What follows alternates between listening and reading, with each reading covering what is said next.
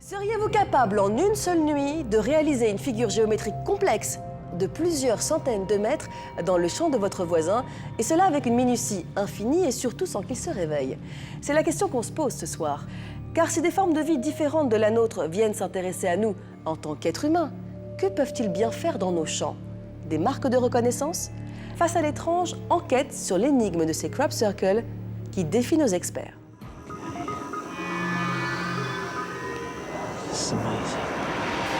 Ça vient des extraterrestres, c'est sûr. D'autres civilisations se sont développées sur Terre il y a des dizaines de milliers d'années, et maintenant elles reviennent.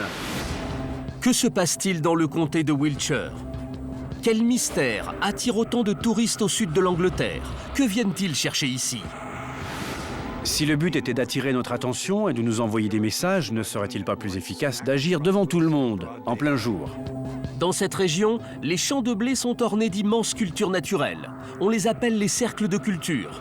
On les découvre toujours au petit matin.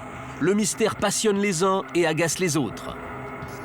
Les gens qui croient au cercle de culture ont simplement besoin de se trouver un passe-temps. Il ferait mieux de s'occuper de leur famille, de collectionner les timbres. Ils devraient faire des choses plus utiles que de sortir dans les champs pour mesurer les cultures. Apparu ici dans les années 70, le phénomène touche d'autres pays. Aujourd'hui, il y aurait dans le monde plus de 9000 cercles de culture. De plus en plus grands, de plus en plus complexes. Pour ceux qui y croient, ils sont le fruit d'une intelligence extraterrestre. On en a assez d'entendre parler de canulars, de plaisanteries. On en a vu assez pour être persuadé du contraire. Qu'ont-ils vu? Et pourquoi pensent-ils que des extraterrestres nous envoient des messages? Œuvre parfaite et anonyme, les cercles de culture ne laissent personne indifférent. Installé depuis toujours sur des terres riches en céréales, David Hughes est un fermier en colère. Chaque année, ses champs de blé et de colza sont ravagés. Pas question pour lui de croire à une invasion d'insectes ni à des extraterrestres passionnés de géométrie. C'est n'importe quoi. Vraiment du grand n'importe quoi. Vraiment. Il n'y a pas de mot assez fort pour décrire la stupidité de ces gens. À hauteur d'homme, on ne voit pas ce qui peut l'énerver à ce point. Mais quand on survole son domaine, la raison devient évidente. Quelqu'un ou quelque chose a piétiné ses récoltes. Le résultat est artistique, mais David Hughes n'apprécie pas la performance, ni les curieux qui viennent admirer ses œuvres soi-disant signées par des extraterrestres. Est-ce que ça les amuserait si je venais piétiner chez eux leur plate-bande en disant que c'est des extraterrestres qui ont fait ça? Si David Hughes ne croit pas aux extraterrestres, c'est parce que deux Anglais ont apporté la preuve que ces sculptures végétales étaient des créations de l'homme. Deux amis, Dave Shorley et Doug Bower, vont avouer « ce sont eux qui ont fabriqué les premiers cercles de culture à la fin des années 70 ». Ils voulaient faire croire à la population que des extraterrestres s'étaient posés dans les champs avec leurs soucoupes volantes. La plaisanterie a duré 13 ans, avec une trentaine de cercles de culture fabriqués chaque année par les deux hommes. En 1991, ils décident de livrer leurs secrets. Je m'appelle Dave Shorley et voici Doug Bower. C'est nous qui avons créé les cercles de culture en 1978. Et pourtant, vraies ou fausses, ces révélations arrivent trop tard pour être entendues. Car entre-temps, l'affaire est devenue très sérieuse. Des passionnés sont même allés jusqu'à fouiller dans les archives pour retrouver la trace d'un cercle de culture du XVIIe siècle. Et surtout, comment deux hommes auraient-ils pu, à eux seuls, fabriquer autant de cercles? Aujourd'hui, on en trouve un peu partout sur la planète, et chaque année, il en apparaît d'autres. Alors pourquoi ne pas y voir l'œuvre d'extraterrestres qui, par ce biais, nous enverraient des messages? Qu'une intelligence supérieure tente de communiquer avec les terriens est pour Andy Thomas une évidence, une révélation même.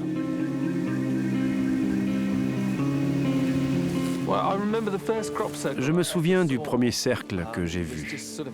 Il était assez loin, mais j'ai eu comme un déclic. J'ai su que mon destin allait changer. Ça avait quelque chose de mystérieux qui m'interpellait.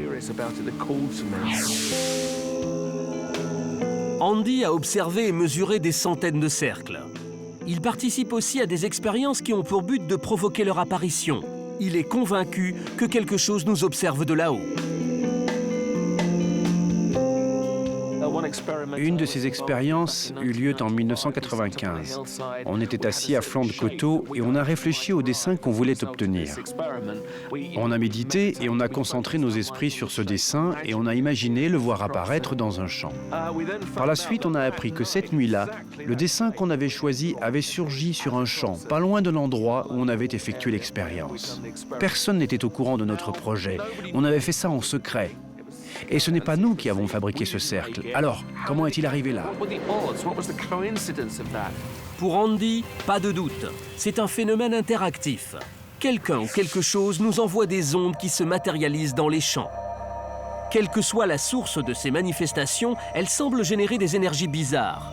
À proximité des cercles, les piles se vident tout à coup, les caméras tombent en panne, les boussoles s'affolent. Paul Vigé peut en apporter le témoignage direct. Cet informaticien consacre une bonne partie de son temps libre à l'étude du phénomène. Un jour, alors qu'il était dans l'un de ces cercles, son portable a cessé de fonctionner. J'ai trouvé ça bizarre parce que je captais encore juste avant. Je suis allé au bord du cercle, j'ai tenu le téléphone à bout de bras et le signal est revenu au niveau maximum. Je suis revenu à l'intérieur du cercle et le signal a de nouveau disparu. Ça m'a donné des frissons et je me suis dit, il se passe des choses étranges ici. Alors, s'agit-il d'ovnis, de voyageurs du futur, d'une vague forme d'intelligence, d'une source d'énergie inconnue ou tout simplement d'une banale plaisanterie qui échappe à tout contrôle? Est-ce que ça signifie que les extraterrestres sont de plus en plus intelligents ou que leur sens artistique se développe, que leur message est plus élaboré? Si vous étiez dans un ovni avec des messages à transmettre, vous n'iriez pas plutôt sur la pelouse de la Maison-Blanche? Ceux qui ne croient pas aux extraterrestres ont un argument de choc. Personne n'a jamais vu un cercle se former.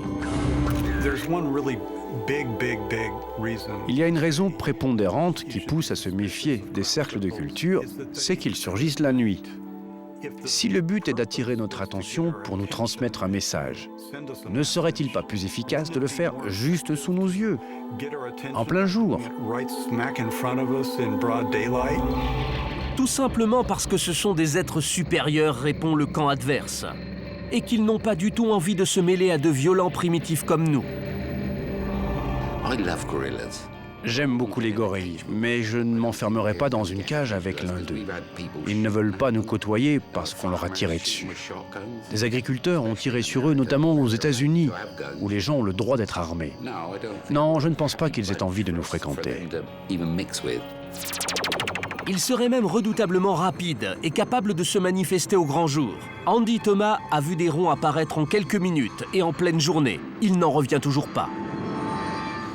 Il y a eu un cas célèbre en 1996 en face de Stonehenge. Le cercle s'est formé en 3/4 d'heure en plein jour. C'est arrivé pendant un vol au-dessus de la région. À l'aller, le pilote et son passager survolent le célèbre site archéologique de Stonehenge. Il ne remarque rien de spécial dans les champs alentours. Le pilote atterrit sur un petit aérodrome pour refaire le plein et 25 minutes plus tard, il décolle à nouveau pour rentrer à sa base. Mais alors qu'il survole la zone en sens inverse, il aperçoit une forme dans un champ, comme une queue de scorpion. Des dizaines de cercles parfaits disposés de manière savante. Pour les convaincus, cette énorme forme dans le champ n'aurait pas pu échapper au pilote à l'aller. Faux, répondent les sceptiques.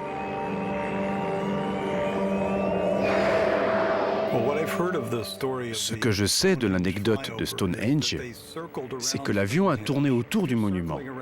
Si vous survolez Stonehenge, votre attention est attirée par quoi? Par Stonehenge. Maintenant, si la formation avait été située juste à côté, il aurait été difficile de la manquer. Mais si elle est tout là-bas, il devient beaucoup plus difficile de l'apercevoir. En bon statisticien, Ted Clay souligne que les cercles obéissent à des tendances. Dans les années 70, ils se limitaient à des simples ronds dans les champs. Au fil du temps, ils se sont diversifiés. Les gens soulignent que les cercles deviennent de plus en plus complexes. Je pense que c'est parce qu'ils reflètent notre culture, et pas l'inverse. Pendant les années 80, la géométrie fractale était à la mode. On l'a retrouvée dans les champs au début des années 90. Ensuite, on a vu apparaître des dessins qui évoquaient le numérique, les pixels, quand l'informatique et les moniteurs d'ordinateur sont devenus omniprésents. Aujourd'hui, les fans de surnaturel affirment que la plupart des figures sont trop grandes et sophistiquées pour être créées par des humains en une nuit. Et ils n'apprécient pas que des groupes d'artistes s'amusent à fabriquer des cercles pour prouver le contraire. On se fait appeler les faiseurs de cercles, mais je crois que certains experts nous appellent les suppôts de Satan. Les 3 faiseurs de cercles prétendent être les meilleurs dans leur domaine. Seront-ils capables de produire une figure complexe en moins de 5 heures, la durée d'une nuit d'été ? Je pense que le mieux, c'est d'y aller franco, avec les pieds. Et on va former l'angle que tu vois, là. Ils veulent réaliser une formation carrée en hélice. Après avoir marqué le contour de la composition, ils devront remonter jusqu'au centre. Chaque virage doit former un angle à 90 degrés très exactement. Chaque ligne doit être rigoureusement droite. Une petite erreur de mesure et ce serait l'échec. Pour se déplacer dans les champs sans laisser d'empreinte, ils passent par les sillons creusés par les roues des tracteurs. Et il ne faut jamais marcher sur les céréales qui sont debout. Jamais, en aucun cas. Les outils sont élémentaires. Quelques piquets pour marquer les points clés, un mètre-ruban et des aplatisseurs sur mesure. Se montrer dans le wheelchair en plein jour n'est pas sans risque pour les créateurs de cercles. Les agriculteurs les détestent à cause des dégâts qu'ils provoquent dans les récoltes. Et les adeptes du paranormal n'apprécient pas leurs activités. Eux se contentent d'en rire.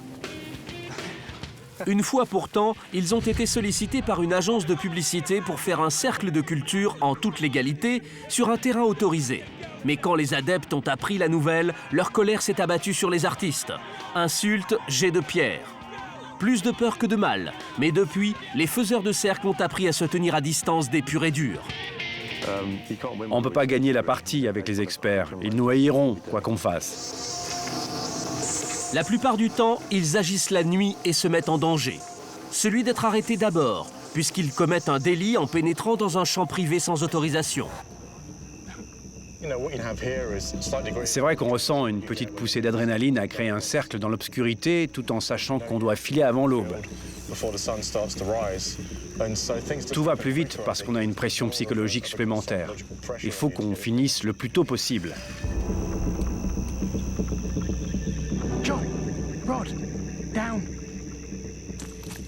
À la première alerte, ils courent vers leur point de ralliement dans les traces de tracteurs. Ils attendent patiemment que la voie soit à nouveau libre. Et s'ils doivent se résoudre à quitter le champ, ils ne sont jamais sûrs de s'en sortir sans une égratignure. Parmi les risques, il y a les fils électriques et les barbelés. J'ai déchiré plusieurs pantalons comme ça. Et il y a les vaches aussi. Il faut s'en méfier parce que si elles paniquent, c'est la catastrophe. Ça fait peur sur le moment et on en rigole après. Elles ne sont pas aussi placides que dans la journée. La nuit, elles peuvent se transformer en rouleau compresseur. Aujourd'hui, le groupe travaille à découvert et en plein jour. Mais quand ils agissent la nuit, ils se gardent bien de revendiquer leurs œuvres. On ne s'est jamais attribué un cercle et on ne le fera jamais parce que ça lui enlèverait tout son pouvoir. Tant que les cercles restent anonymes, les gens peuvent y projeter leur réalité, leur imagination et leurs croyances. Et en plus, on tient à perpétuer le phénomène.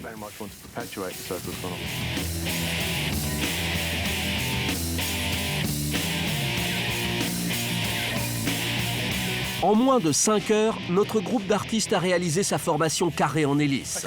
Ça y est les gars, on a fini.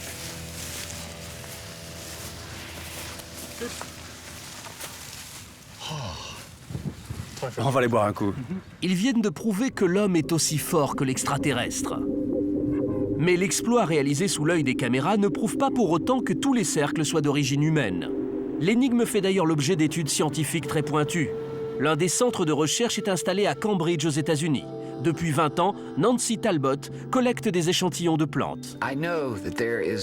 Je sais que ces recherches vont nous permettre d'élargir notre horizon de pensée, d'en savoir plus, d'en apprendre plus sur ce qu'on appelle la réalité. L'Institut a fait une découverte. Les grains de blé qui se trouvent à l'intérieur des cercles de culture ne se développent pas de la même manière que ceux qui sont à l'extérieur. En observant de très près les plantes, les chercheurs ont remarqué une bizarrerie sur les tiges des céréales, au niveau des nœuds, les renflements naturels. La découverte la plus intéressante est sans doute l'allongement des nœuds sur les blés couchés. Il est nettement plus long, comme étiré. Et les formations créées par des hommes ne présentent pas cette altération. C'est le critère d'authenticité le plus répandu et le plus probant que nous ayons pour l'instant. Les chercheurs pensent aussi qu'une source de chaleur, peut-être des micro-ondes, font exploser les nœuds. Ce qui se passe, c'est que la matière est trop dure, trop fibreuse. Alors elle ne peut pas s'étirer. La vapeur s'accumule et perce un trou à travers le nœud. D'où vient cette chaleur? Le centre de recherche pense à une énergie atmosphérique. Les ronds dans les champs seraient formés par un tourbillon d'air hautement chargé en énergie, le vortex. Il imprimerait les dessins en descendant à la surface de la Terre. Des témoins affirment avoir vu des tornades et des boules de lumière au-dessus des cercles. Les chercheurs de Cambridge affirment quant à eux que 90% des cercles qu'ils ont testés ont été créés par des vortex. Nancy Talbot va encore plus loin. Elle pense que cette énergie essaie de communiquer avec nous. Mes expériences personnelles m'ont amené à envisager la possibilité que cette énergie appartienne à un système conscient. Elle a une conscience, elle agit de façon consciente. Nancy Talbot espère que la science et des preuves tangibles prouveront un jour l'existence de forces encore inconnues. Quand nous publierons les résultats, j'espère que ça inspirera certains chercheurs et qu'un jour, si nous sommes assez nombreux à nous poser des questions, nous trouverons la réponse. En tout cas, c'est notre objectif. Pour le très sceptique James Randi, en revanche, la théorie du tourbillon d'air est une vaste plaisanterie. Il y en a qui soutiennent que c'est provoqué par des vortex dans l'air, que c'est produit par un phénomène météorologique. Dans ce cas, pourquoi ça n'arrivait pas au Moyen-Âge? Ces vortex n'existaient pas au Moyen-Âge. C'est une innovation météorologique récente? Non, ce n'est pas possible.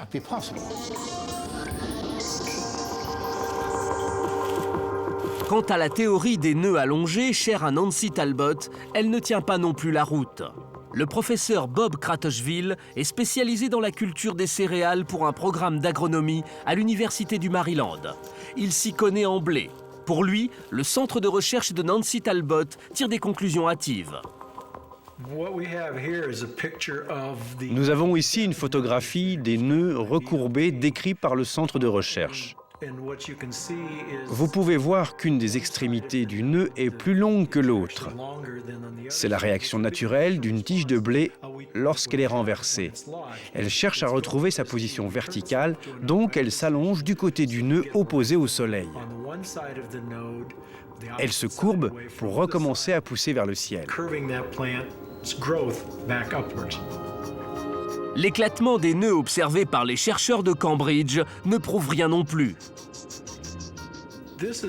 Voici une photographie de ce que les chercheurs appellent des nœuds percés.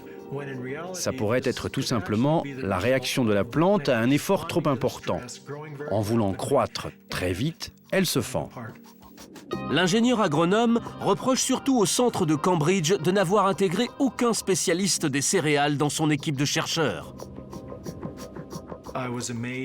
J'ai été stupéfait de constater qu'il n'avait aucun expert dans la production du blé, aucun physiologiste ou pathologiste des plantes, aucun entomologiste. Ils n'ont même pas de généraliste ou d'agronome dans leur équipe. Pas de quoi décourager les partisans du paranormal. Ils avancent un dernier argument, une vidéo réalisée il y a quelques années et qui a fait le tour du monde. Elle montre des boules de lumière qui survolent un champ. Quand soudain, comme télécommandées par une intelligence quelconque, ces boules de lumière provoquent la formation d'un dessin dans les blés, du jamais vu et des images impressionnantes.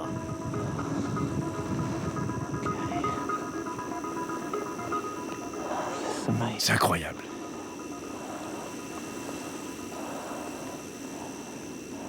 Mais Ted Clay trouve la réaction du vidéaste suspecte.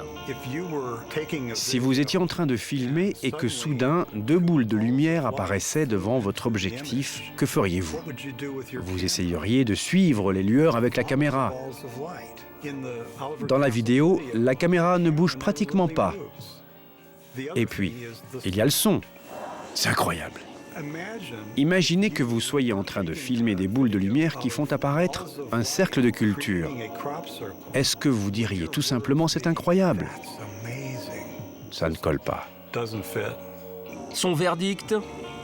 C'est un canular.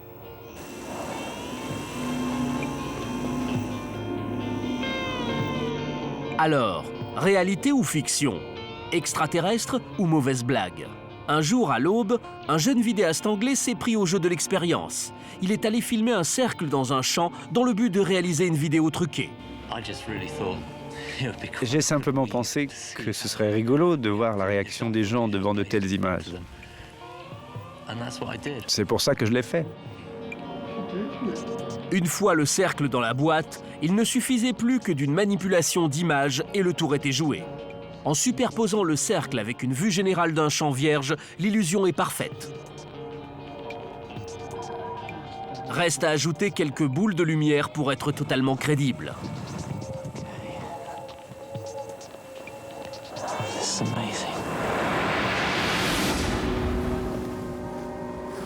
Quant aux boules de lumière, justement, que des témoins affirment avoir aperçues pendant les formations de cercles de culture, d'où viennent-elles? Les quelques images qui existent ne sont pas vraiment convaincantes, car avec des sacs plastiques et une canne à pêche, il est possible de parvenir au même résultat. Cette démonstration ne prouve rien, mais elle montre que des éléments naturels, comme par exemple des graines emportées par le vent, peuvent facilement passer pour des lueurs surnaturelles.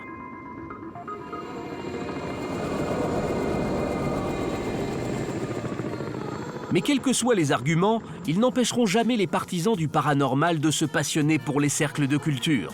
Chaque année, de nouveaux apparaissent. Les plus beaux juste avant les moissons. Ils font alors la une des journaux, au grand désespoir du fermier David Hughes.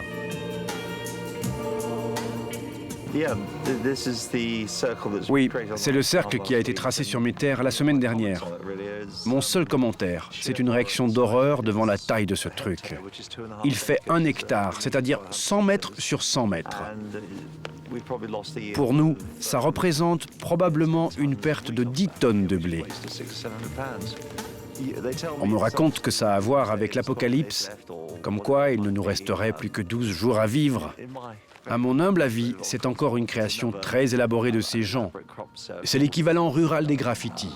Et j'en ai plus qu'assez. La dernière trouvaille, c'est qu'il s'agirait d'un calendrier maya prédisant la fin du monde pour 2012. L'agriculteur, lui, craint surtout de se retrouver sur la paille et rêve d'effacer ces satanés cercles. La prochaine moisson les fera disparaître, mais l'an prochain, ils seront de retour. Mystérieux et magiques. C'est le mystère en grande partie qui en fait quelque chose de magique. C'est le fait de ne pas savoir. La marge formidable entre les théories des sceptiques et celles des adeptes qui donne naissance à un débat inouï sur la nature de la réalité. Il n'y a jamais rien eu de comparable dans l'histoire moderne. Je rêve de voir un jour un cercle aussi grand que 3 départements ou un dessin dans un champ de sapins. Alors là, oui, je serais impressionné. Les gens qui croient au cercle de culture, à mon avis, ont besoin de se trouver un hobby plus intéressant. Passez donc plus de temps en famille, collectionnez les timbres, faites quelque chose de plus utile que d'aller folâtrer dans les champs, à vous extasier, à mesurer les récoltes pour savoir si des extraterrestres sont passés par là. Secouez-vous! À chacun de se faire une idée sur l'origine des cercles de culture. Qu'ils soient humains, extraterrestres ou descendants de civilisations disparues, ceux qui les réalisent sont en tout cas de vrais artistes.